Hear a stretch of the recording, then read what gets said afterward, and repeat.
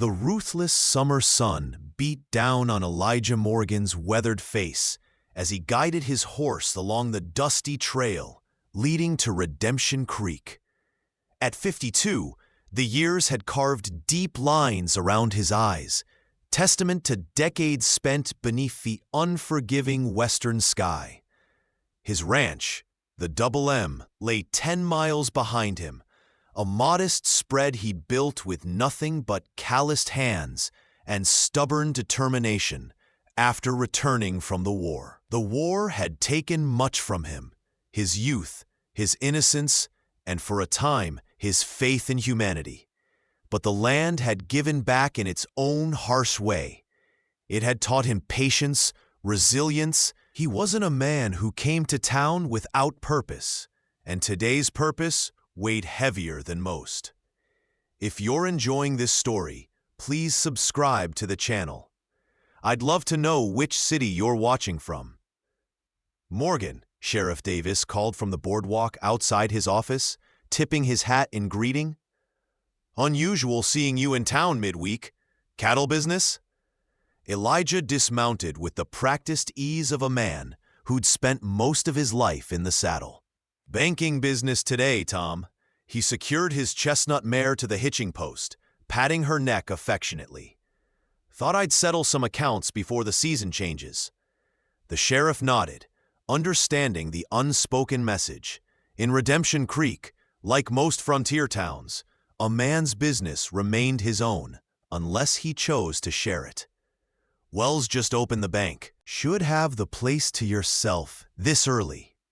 The main street was beginning to stir with morning activity. Shopkeepers swept their boardwalks. The blacksmith's hammer rang out from his forge, and the delicious aroma of fresh bread wafted from Mrs. Peterson's bakery. Elijah acknowledged familiar faces with brief nods as he made his way toward the imposing brick building that housed Redemption Creek Savings and Loan. The establishment stood as the town's proudest structure, a symbol of the frontier's gradual taming and the promise of civilization taking root in the wilderness. Inside, the bank's cool interior offered welcome relief from the heat. Edward Wells, the bank's owner and president, looked up from his ledger with surprise. "Mr. Morgan, good morning. I wasn't expecting you today." The banker's voice carried the refined tones of his Boston upbringing, a stark contrast to the rough frontier drawls that dominated Redemption Creek. At 45, Wells represented the new breed of Westerner, men who brought Eastern capital and sophistication to the frontier, changing its character one business venture at a time. "Need to discuss my loan, Ed." Elijah's voice was quiet, but carried the unmistakable weight of a man who chose his words carefully. "And the land survey you promised last month." Wells' expression flickered momentarily before settling into a practiced smile. Of course. Why don't we step into my office?" "Margaret," he called to his clerk, "hold my appointments for the next half hour." The banker's office stood in stark contrast to the rugged simplicity of Redemption Creek. Imported carpets cushioned their footsteps, and leather-bound books lined oak shelves, symbols of wealth that weren't lost on Elijah. He'd never been a man impressed by such displays. In his experience, the more a man surrounded himself with possessions, the less substance he often possessed himself. "Please, sit." Wells gestured to a chair before settling behind his imposing desk. "Now, about your loan, about the survey first," Elijah interrupted, remaining standing. "The northern boundary of my property. You said you'd have it completed weeks ago." Wells shuffled papers, avoiding Elijah's direct gaze. "Yes, well, there have been complications. The surveyor encountered some discrepancies between the county records and your deed." "Discrepancies?" Elijah's voice hardened. "The boundaries of the Double M haven't changed in 15 years, not since I purchased it fair and square from Old Man Harrison. "That's just it, Mr. Morgan." Wells leaned forward, lowering his voice as if sharing a confidence. "It appears the Harrison deed may have overlooked certain amendments to the county land registry, particularly regarding the watershed rights along Cottonwood Creek." The room seemed to still as Elijah processed this information. Cottonwood Creek was the lifeblood of his ranch, the reason he'd purchased that particular plot of land after returning from fighting with the Union Army. Without those water rights, the Double M would struggle to sustain its modest herd through the increasingly dry summers. "Show me these amendments," Elijah said, his tone deadly quiet. Wells opened a drawer, extracting a yellow document. This filing from 1867 clearly indicates the northern watershed falls under separate title. A title that, I regret to inform you, has recently been purchased by Westland Development Company. The name hit Elijah like a physical blow. Westland Development, the corporation that had been systematically buying up land throughout the territory, often through methods that skirted the edges of legality. The same corporation that, rumor had it, counted Edward Wells among its silent partners. This is theft dressed up as paperwork, Wells, and you know it. Elijah's hand unconsciously moved toward his hip where his Colt rested, a habit from more dangerous days. "Harrison showed me every document when I bought that land. There was no separate water deed." "The law is the law, Mr. Morgan." Wells's confidence seemed to grow as he retreated behind legal terminology. "Westland has filed their claim with the Territorial Courthouse in Cheyenne." "I'm afraid your options are limited." Elijah leaned forward, placing his weathered hands on the banker's desk. "My father taught me that a man's word means something, even out here where the law doesn't always reach. I'm beginning to think you never learned that lesson, Wells." Before the banker could respond, a soft knock interrupted them. The door opened to reveal a woman Elijah had never seen before.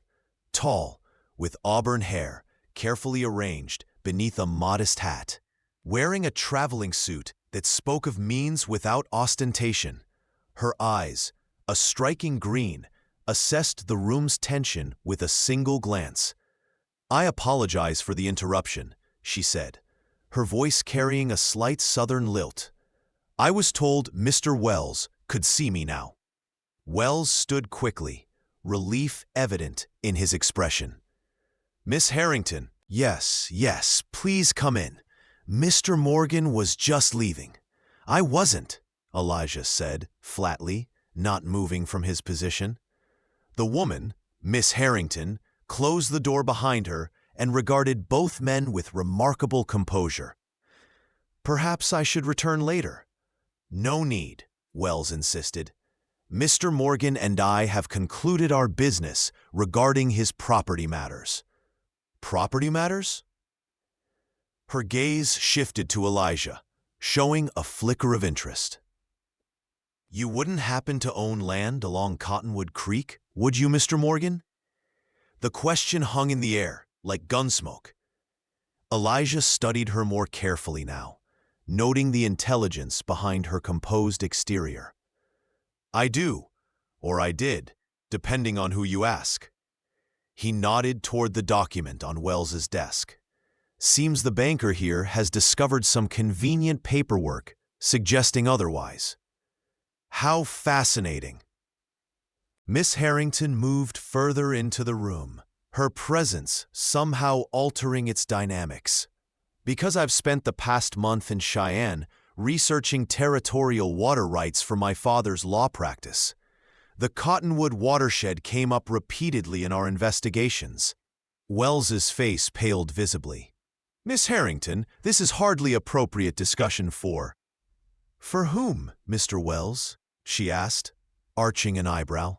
"For a woman, or for someone who might recognize fraudulent land manipulation when she sees it?" The banker's mouth opened and closed without sound. Elijah felt a smile tugging at the corner of his mouth, despite the gravity of the situation. Whoever this woman was, she had just become the most interesting person in Redemption Creek. "Rebecca Harrington," she said, extending her hand to Elijah. "My father is Judge Thomas Harrington of the Territorial Court."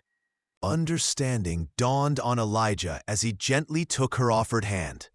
Judge Harrington's reputation for incorruptibility was legendary throughout the territory. "Elijah Morgan, ma'am, Double M Ranch." "I know who you are, Mr. Morgan." Her eyes held his for a moment longer than propriety might dictate. "Your name appears in several documents I've been reviewing. Documents that directly contradict what I suspect Mr. Wells has been telling you." Wells stood abruptly, his chair scraping against the wooden floor.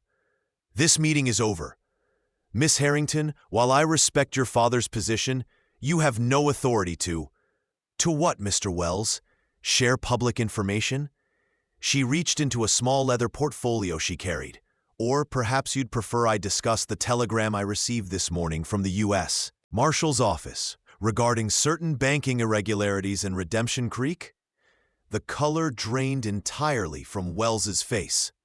Elijah watched the transformation with grim satisfaction, sensing that the carefully constructed house of cards the banker had built was beginning to collapse. "Mr. Morgan," Rebecca said, turning her attention fully to him, "I believe we have matters to discuss that would benefit from more honest surroundings. Perhaps you might escort me to lunch after I conclude my brief business with Mr. Wells?" Elijah nodded, recognizing an ally when he saw one. "I'd be honored, Miss Harrington." He turned to leave, pausing at the door to address the banker one final time. "I'll expect those survey results by week's end, Wells, the accurate ones." The midday sun had intensified by the time Rebecca Harrington emerged from the bank. She found Elijah waiting on a bench outside, his hat tipped forward to shield his eyes from the glare. He stood as she approached, offering his arm with a courtesy that might have surprised those who knew only his hard-earned reputation as one of the territory's most self-sufficient ranchers. "The Prairie Rose serves decent food," he suggested, nodding toward a modest establishment down the street. "Nothing fancy, but the coffee's strong and the stew's honest." "Honest food seems appropriate," she replied with a small smile, "after a morning dealing with less than honest men." As they walked, Elijah noted the curious glances from townsfolk unaccustomed to seeing him in female company. Since his wife Sarah had died of fever 8 years ago, he'd kept largely to himself, focusing on his ranch and occasionally sharing a whiskey with other weathered men who understood the value of companionable silence. Rebecca Harrington, with her educated speech and confident bearing, represented a different world entirely, one he had deliberately left behind when he'd chosen the solitary life of a Western rancher. The Prairie Rose was half full with the lunch crowd, mostly merchants and townspeople. Conversations momentarily hushed as they entered, then resumed with the unmistakable undertone of fresh gossip in the making. Elijah led Rebecca to a corner table that offered some privacy, pulling out her chair with the awkward formality of a man unaccustomed to such gestures. "You've caused quite a stir," he observed as they settled at the table. "Redemption Creek doesn't see many women traveling alone, especially not ones who challenge bankers and reference U.S. Marshals in the same conversation." Rebecca removed her gloves deliberately. "I find that honesty, delivered with sufficient authority, creates its own kind of protection." She met his gaze directly. "But I didn't ask for this conversation to discuss my methods, Mr. Morgan. I asked because you've been wronged, and I believe I have information that could help you." Before she could continue, the waitress appeared, a young woman with a harried expression who brightened visibly at the sight of Rebecca. "New in town, ma'am? We don't get many lady visitors." "Just passing through on business," Rebecca replied kindly. "Could we have 2 coffees and whatever stew Mr. Morgan recommends?" After the waitress departed, Rebecca leaned forward slightly. "Mr. Morgan, what do you know about Westland Development Company?" Elijah's expression hardened. "Enough to distrust them. They've been buying up ranches throughout the territory, particularly those with water access. Rumor has it they're working with the railroad to control shipping routes for cattle." "The railroad is involved," Rebecca confirmed.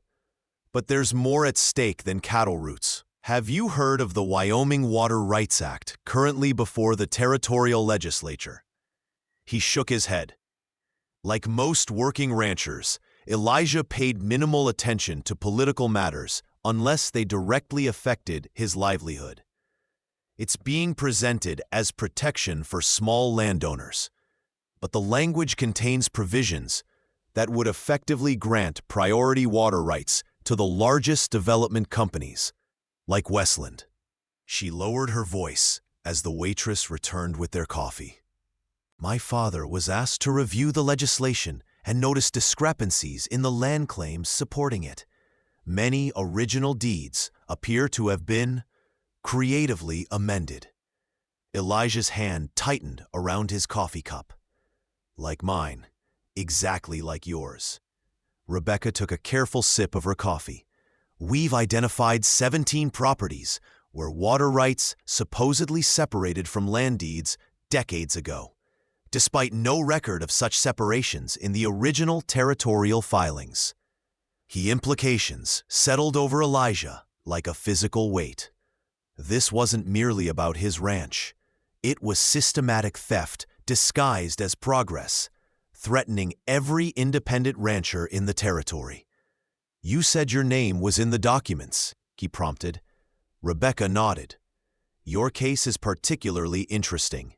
According to territorial records, your deed explicitly includes the northern watershed rights to Cottonwood Creek. There's no amendment, no separate filing, just the complete legal title you purchased from Samuel Harrison. Then why would Wells claim otherwise? What does he gain by lying?" Rebecca's green eyes flickered with intensity. 3 months ago, Edward Wells became a major shareholder in Westland Development. Shortly after, Westland began purchasing properties throughout the county, always ones with significant water access. The stew arrived, fragrant and steaming, but Elijah barely noticed. The pieces were fitting together with terrible clarity. They're consolidating water control before the act passes. Yes, once the legislation is approved, whoever controls the watershed controls the territory. Rebecca pushed her stew aside, pulling several folded papers from her portfolio. "This is a copy of your original deed from the Territorial Land Office. Note the clear language regarding water rights." Elijah examined the document, recognizing the legal description of his property. The water rights were explicitly included, exactly as he'd always known. "This proves Wells was lying, but how do I fight a company with enough money to buy bankers and legislators?" "With evidence and witnesses."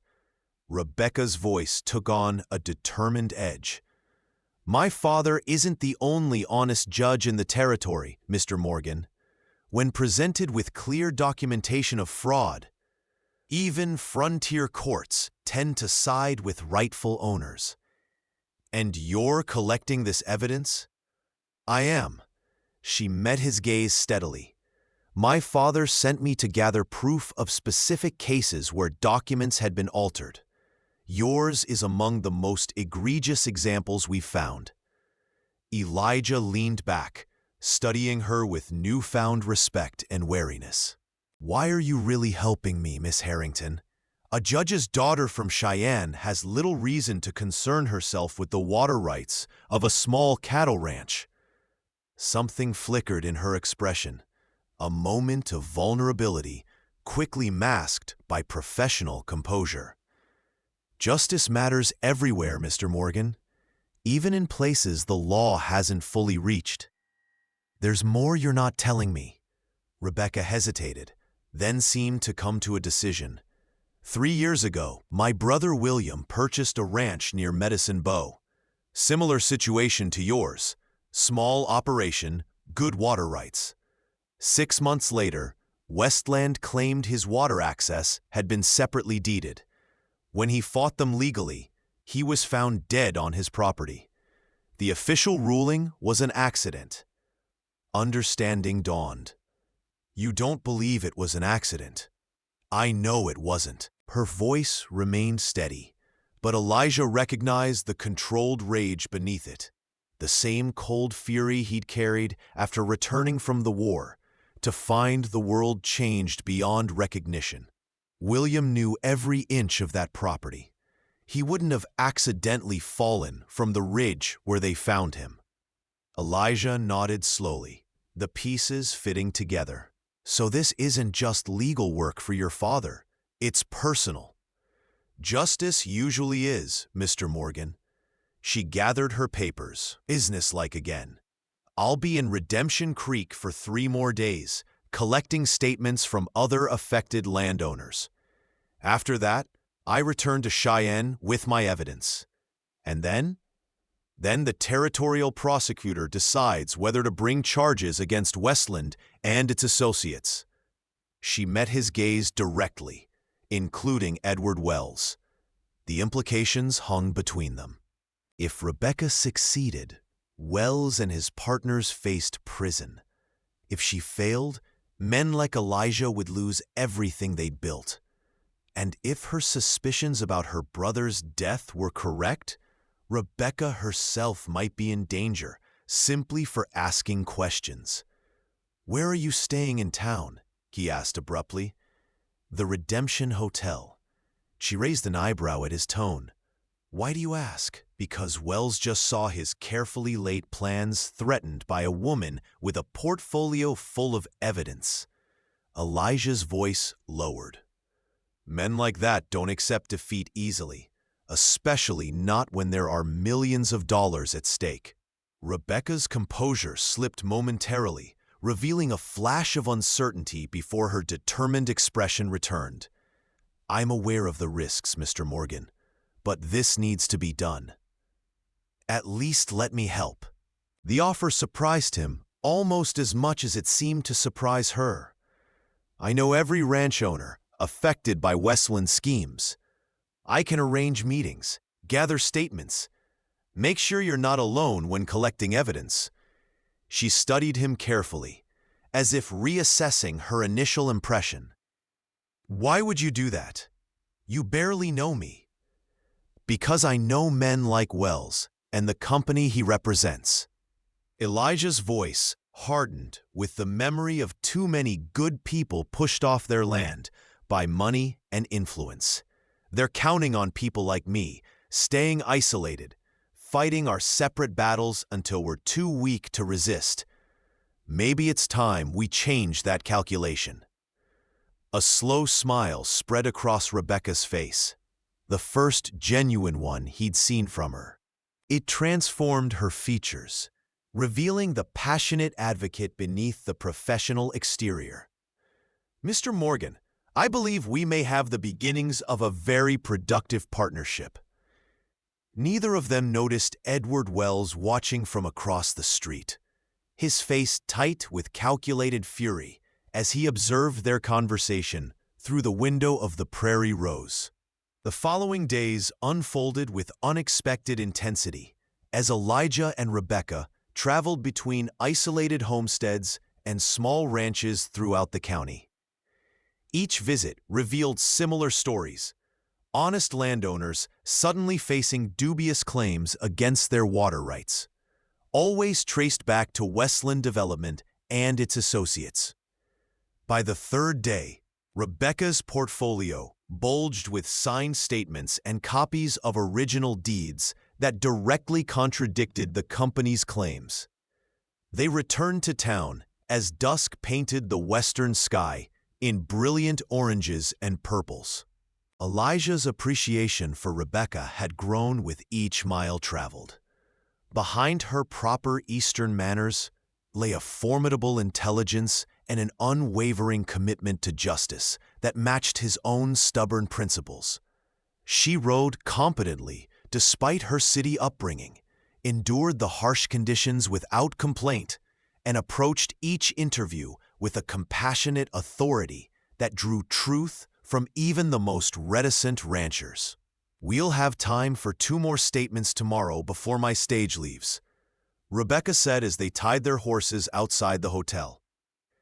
Dust coated her traveling suit, and wisps of auburn hair had escaped her careful arrangement, but her eyes remained bright with determined energy. The Hansons and the Wilcox place. "The Hansons sold out to Westland last month," Elijah informed her. "Couldn't fight the legal pressure any longer. But the Wilcox family will talk to us. Old man Wilcox has been fighting the company since they first arrived." Rebecca nodded, making a note in her small book. 8 solid cases should be sufficient for the prosecutor to proceed, with the original deeds and witness testimonies. She stopped abruptly as the hotel door swung open and Edward Wells emerged, accompanied by 2 men Elijah didn't recognize.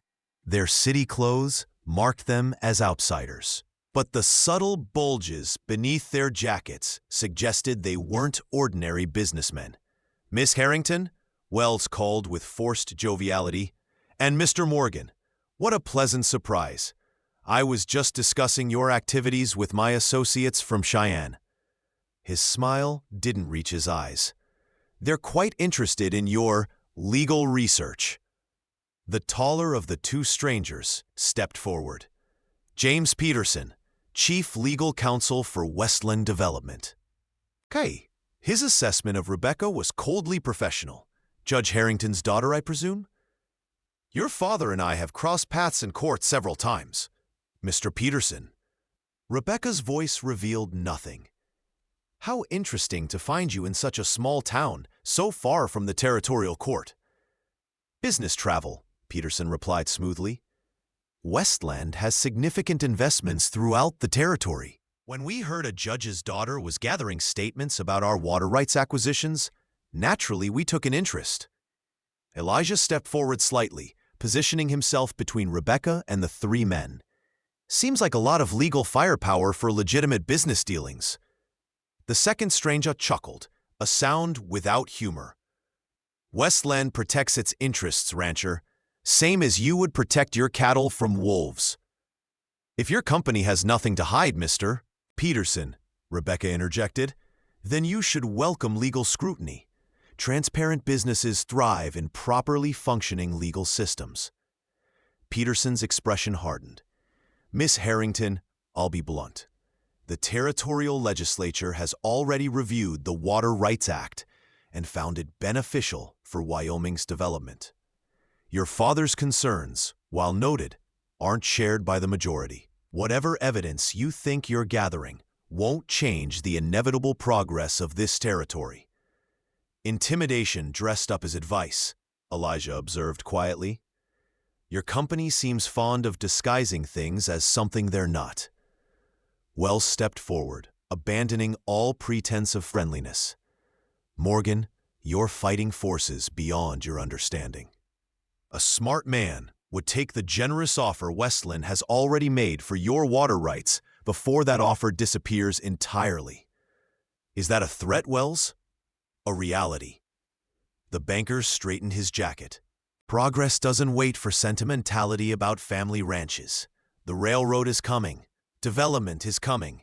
Men like you either adapt or disappear." Rebecca's hand touched Elijah's arm lightly, a warning against escalation. "Mr. Peterson, please inform your clients that all evidence I've gathered will be presented to the territorial prosecutor upon my return to Cheyenne. If Westland has legitimate claims, they have nothing to fear from legal examination." Peterson studied her with calculating eyes. "Your brother had similar confidence in the legal system, as I recall. before his unfortunate accident. The deliberate cruelty of the reference hit its mark. Rebecca paled visibly, but her voice remained steady. "How interesting that you're familiar with my family history, Mr. Peterson. I don't recall mentioning my brother to Mr. Wells or anyone else in Redemption Creek." A tense silence followed as the implications of her statement registered with everyone present. Peterson had revealed knowledge he shouldn't have possessed, knowledge that connected Westland directly to Rebecca's brother. "Good evening, gentlemen," Elijah said, his hand moving casually closer to his sidearm. "Miss Harrington has had a long day of travel. I believe this conversation is concluded." The second stranger started forward, but Peterson held him back with a slight gesture. "Indeed, we've all made our positions clear." His cold smile returned. "Miss Harrington, I suggest you consider your next moves carefully. Family tragedies have a way of repeating themselves." Elijah's hand settled on his gun, but again, Rebecca's touch restrained him. The three men departed, leaving a poisonous tension in their wake. "They know why you're really here," Elijah said quietly once they were alone, "and they just connected themselves to your brother's death." Rebecca nodded, her composure finally cracking to reveal genuine fear. "They won't let me take this evidence to Cheyenne. Not now." Decision crystallized in Elijah's mind. "You're not staying at the hotel tonight. It's not safe." "Where then? The entire town probably works for Wells at this point." "My ranch," he said simply. "The Double M. We'll leave now, before they can arrange whatever they're planning." She studied him with careful consideration. "You're asking me to trust you completely, Mr. Morgan, a man I've known for 3 days. I'm asking you to choose the devil you barely know over the devils who've already shown their hand." He held her gaze. "You came to me for help, Miss Harrington. Now I'm offering it." After a moment's hesitation, she nodded. "I need to collect my things from my room." "Too risky. We'll send for them tomorrow." He gestured toward their horses. "Right now, we need to disappear before Peterson's men return with reinforcements." As they mounted up and rode out of town, Elijah felt the weight of what he'd committed to. This wasn't merely about his water rights anymore. It was about challenging powerful men who considered themselves above the law. Men who had already killed once to protect their interests and would not hesitate to do so again. The 10-mile ride to the Double M passed in tense silence. Darkness had fallen completely, but the full moon illuminated the trail enough for safe passage. Elijah led them on a circuitous route that would confuse any potential pursuers, taking advantage of his intimate knowledge of the terrain. His modest ranch house came into view just before midnight, a solid 2-story structure built of local timber and stone. It wasn't grand by Eastern standards, but it represented 15 years of hard work and determination. A single lamp burned in the window, left by his ranch hand, Miguel.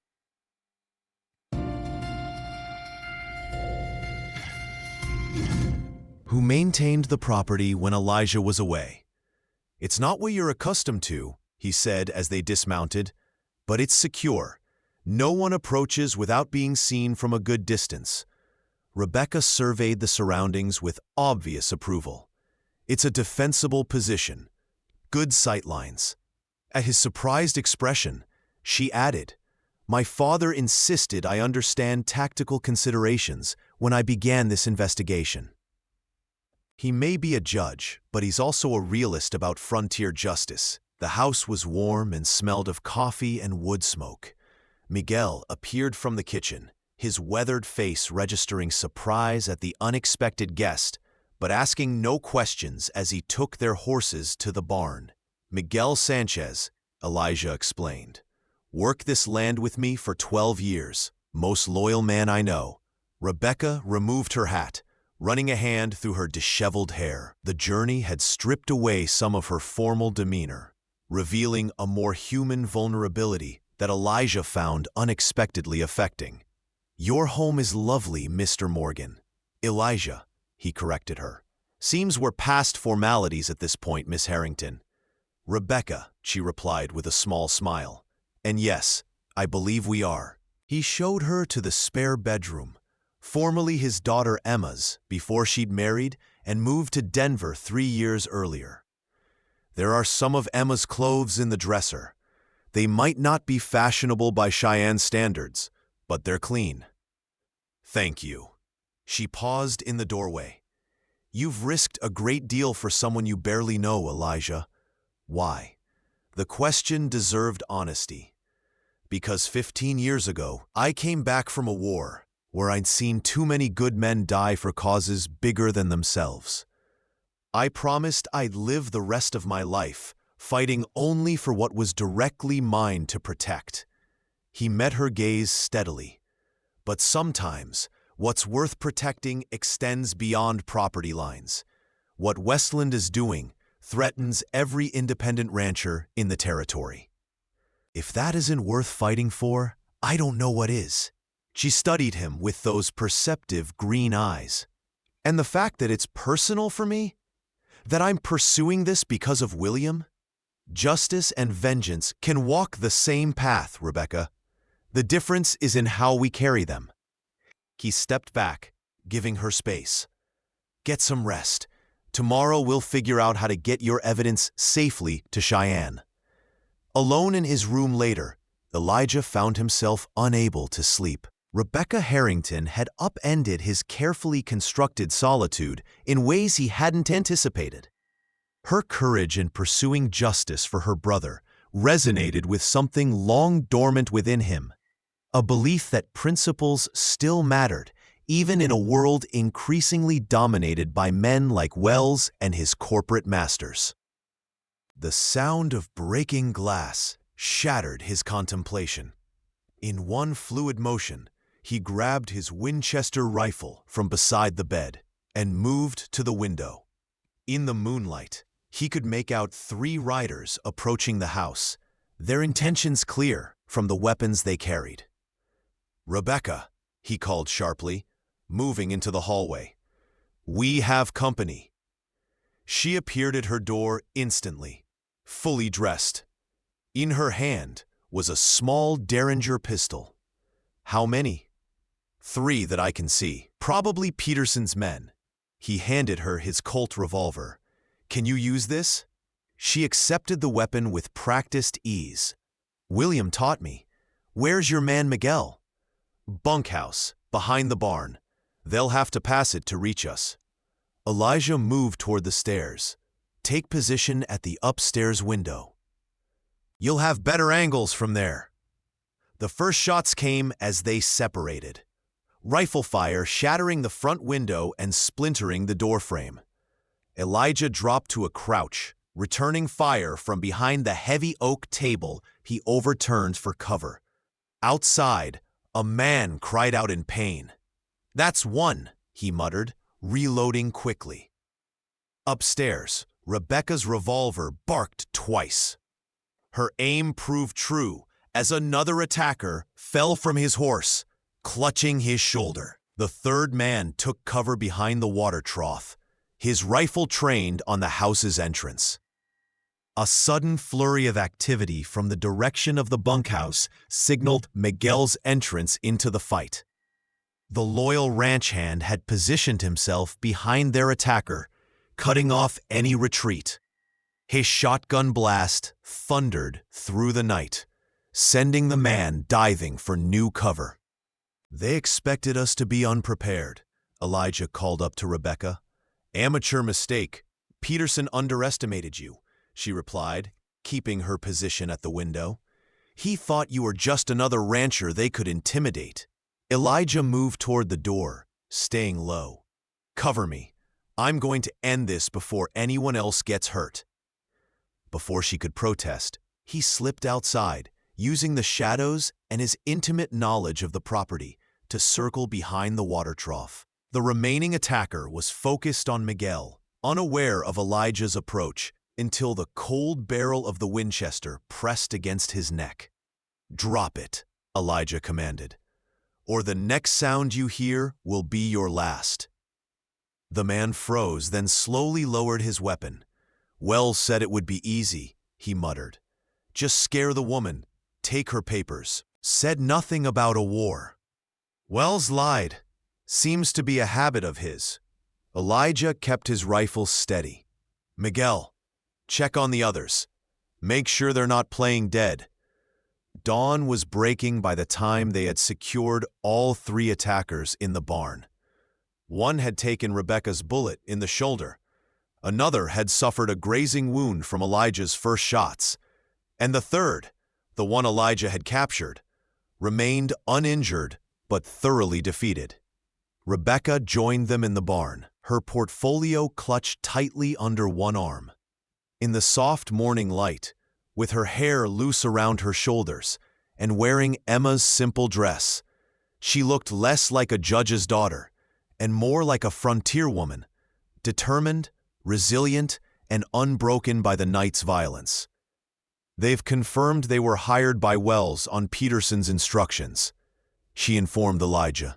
"Paid to retrieve my evidence and ensure I never reached Cheyenne. And if that meant killing you?" The lead attacker, a hard-faced man with a mercenary's dead eyes, shrugged despite his bonds. "Accidents happen on the frontier, especially to nosy women who don't know their place."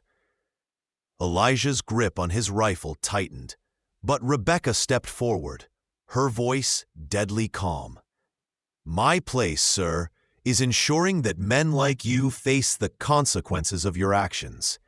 In a courtroom, before a judge, perhaps my father, where your employers can't protect you." "You'll never make it to Cheyenne," the man sneered. "Wells and Peterson have men watching every road, every stage line. That portfolio never leaves this territory." Elijah and Rebecca exchanged glances, a silent communication passing between them. "Miguel," Elijah said finally, "ride for Sheriff Davis. Tell him we've captured 3 men who attacked my property. He's no friend of Westland. He'll handle this properly." As Miguel departed, Elijah led Rebecca back to the house. In the kitchen, he poured coffee for them both, the mundane activity a stark contrast to the life-and-death struggle they'd just survived. "He's right about one thing," Rebecca said quietly, staring into her cup. "They'll be watching for me now. The evidence will never reach Cheyenne if I'm carrying it. Then you won't carry it." Elijah's decision had been forming throughout the night. "I will." Her head snapped up. "What?" "No one's watching for me. A rancher traveling to Cheyenne on business wouldn't raise suspicions." He held her gaze steadily. "And you're not going to Cheyenne at all. Not yet." "I don't understand." "Wells and Peterson know your face, your name, your connection to the judge. They'll have every route covered." He leaned forward, his voice intense. "But they don't know about my daughter in Denver. Stage leaves for Colorado tomorrow morning. You'll be on it, using her name." Understanding dawned in her eyes. "While you take the evidence to my father in Cheyenne." "Exactly. Once the documents are safely delivered, you can return from Denver when it's truly safe." He reached across the table, covering her hand with his. "It's the only way to ensure both you and the evidence survive." Rebecca turned her hand beneath his, their fingers intertwining in a gesture that transcended their formal relationship. "Why are you doing this, Elijah?" Truly, the question hung between them, demanding an honesty he hadn't offered anyone in years. "Because in 3 days, you've reminded me that some things are worth fighting for. Some principles matter more than safety or solitude. His voice roughened. And because I've spent 8 years alone since Sarah died, convincing myself that was all I deserved or wanted. And now? Her green eyes searched his face. Now I find myself hoping there might be a future where a judge's daughter from Cheyenne might consider visiting a small cattle ranch more often. The admission felt like jumping from a great height, terrifying and exhilarating in equal measure. Rebecca's smile bloomed slowly. I think that could be arranged, once justice is served. Once justice is served, he agreed. Sheriff Davis arrived mid-morning, bringing with him unexpected news. Edward Wells had been found dead in his office, apparently by his own hand. A series of incriminating documents had been discovered, including correspondence with Westland Development, detailing their fraudulent land scheme. Convenient, Rebecca observed after Davis departed with the prisoners. Too convenient, Elijah agreed. Wells was a coward, but he wasn't the type to end things himself. And he certainly wouldn't have left evidence behind. Peterson is cleaning house, eliminating loose ends, which makes getting that evidence to your father even more urgent. Elijah checked his pocket watch. The Cheyenne stage leaves at dawn. I'll be on it. You'll take the Denver stage 3 hours later. Rebecca's expression grew troubled. If Peterson discovers you're carrying the evidence, he won't. To him, I'm just a stubborn rancher who refused to sell. Elijah's voice hardened with determination. By the time he realizes what's happened, your father will have everything he needs to bring Westland down. They spent the afternoon preparing, copying key documents so each would carry partial evidence as additional insurance. As daylight faded, they sat together on the porch, watching the sunset paint the distant mountains in magnificent hues of gold and crimson. It's beautiful here, Rebecca said softly. I can see why you fought so hard to keep it. It's not just the land. Elijah's gaze remained on the horizon. It's what it represents, the freedom to build something that's truly yours, to live by your own principles rather than another man's rules. He turned to her. Your brother understood that. She nodded, tears gathering in her eyes for the first time since he'd met her. William loved his ranch the same way you love yours. That's why he fought them, even when it became dangerous. Elijah took her hand, his calloused fingers gentle against her skin. Tomorrow we finish what he started. Tomorrow, she agreed, her voice steadying. Then, with a boldness that both surprised and delighted him, she leaned forward and kissed him, a gesture of promise and possibility that transcended their precarious circumstances. As night fell over the Double M Ranch, they remained together. Two souls united by principles and growing affection, preparing to face whatever challenges the dawn would bring. 3 weeks later, Elijah Morgan stood on the platform of Cheyenne's train station, watching passengers disembark from the Denver line. The past 20 days had transformed the territory. Judge Harrington, armed with the evidence Elijah had delivered, had moved swiftly and decisively. James Peterson and 5 other Westland executives now awaited trial on charges of fraud, corruption, and, most seriously, conspiracy to murder in the death of William Harrington.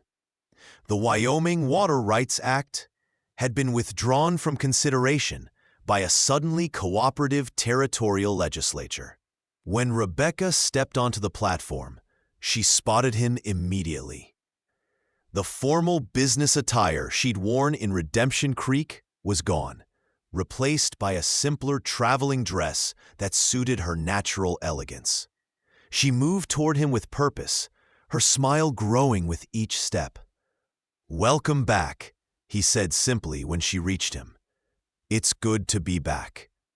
Her eyes held his, searching for confirmation of what they'd begun that night on his porch. "Father sends his regards, and his thanks." "Justice was served," Elijah replied. "That's all that matters." "Is it?" Rebecca's gaze remained steady. "Is justice all that matters to you now, Elijah Morgan?" He smiled, removing his hat in a gesture of sincerity. "Not all. Not anymore." She stepped closer, close enough that propriety might have objected had either of them cared. "Touch me," she said softly, echoing words she'd once spoken in his thoughts, but never aloud. "But know the truth first." "And what truth is that?" he asked, his voice low. "That I'm not returning to Cheyenne, not permanently." Her hand found his, fingers intertwining with familiar ease. "I've accepted a position with the Territorial Prosecutor's Office. They need someone to handle cases in the western counties." Her smile deepened, "Including Redemption Creek." Understanding dawned. "That's a 4-hour ride from the Double M." "Yes," she agreed. "Close enough for frequent visits, I'd say." The rancher, who had spent years convinced that solitude was his only future, felt something frozen within him finally thaw completely. "Rebecca Harrington," he said, his voice rough with emotion. "I believe this is the beginning of a very different future than either of us imagined." "The best futures often are," she replied, rising on her toes to kiss him, heedless of the busy platform around them. As they departed the station together, Elijah reflected on how drastically his life had changed in less than a month. What had begun as a fight for his water rights had evolved into something far more profound, a reclamation not just of his land, but of his belief in justice, in connection, and in possibilities he'd long since abandoned. The Double M would remain his anchor, but no longer his prison. The water would flow freely through Cottonwood Creek, nourishing not just his cattle, but a life that suddenly held promise beyond mere survival. "Ready?" Rebecca asked as they reached his wagon. Elijah helped her up, then took his place beside her. With a gentle flick of the reins, they headed west, toward Redemption Creek, toward the Double M, toward a future neither could have predicted, but both now embraced with open hearts. The vast Wyoming sky stretched endlessly above them, a fitting canopy for a journey that was just beginning. If you like this story, please like this video, subscribe to the channel, and share your impressions of this story in the comments.